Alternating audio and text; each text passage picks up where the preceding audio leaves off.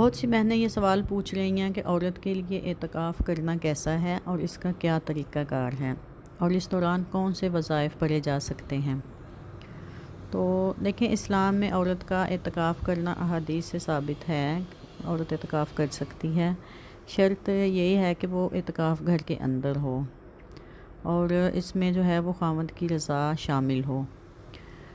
گھر کے اندر کسی ایک صاف جگہ کو عبادت کے لیے مخصوص کر لیا جائے، پھر اسی جگہ نماز، تلاوت اور ذکر اذکار کیا جائے۔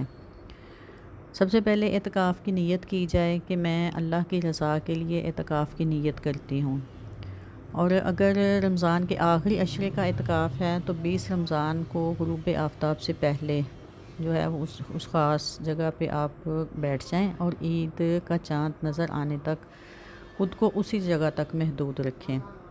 اس دوران غیر ضروری جو بات گفتگو ہے اس سے پرہیز کریں۔ اعتکاف دراصل جو ہے وہ اللہ تعالیٰ کے در پر بیٹھ جانے کا نام ہے۔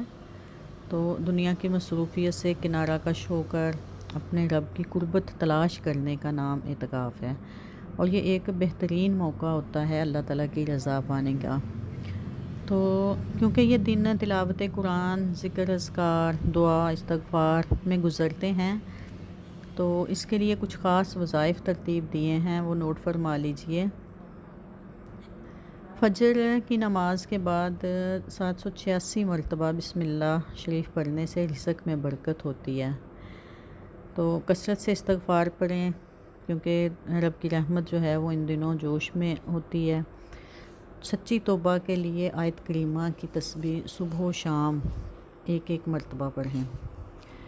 اس کے بعد ذکر نفی اثبات جو ہے لا الہ الا اللہ، لا الہ الا اللہ، لا الہ الا اللہ، ایک تسبیح صبح و شام یہ پڑھ لیں۔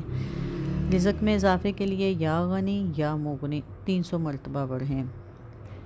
اور سب سے بڑھ کے یہ کہ اپنی ذات کا محاسبہ کریں، اپنے آپ کو دیکھیں کہ میں کہاں مجھ میں غلطیاں، کمیاں، کوتاہیاں ہیں، ان کی اصلاح کریں۔ اس کے لیے بہترین وظیفہ اہدنا الصراط المستقیم، اس کا ذکر کریں۔ اس ویڈیو کو زیادہ سے زیادہ شیئر کریں تاکہ نیکیوں کا یہ سلسلہ یوں ہی چلتا رہے۔ جزاکم اللہ خیرا۔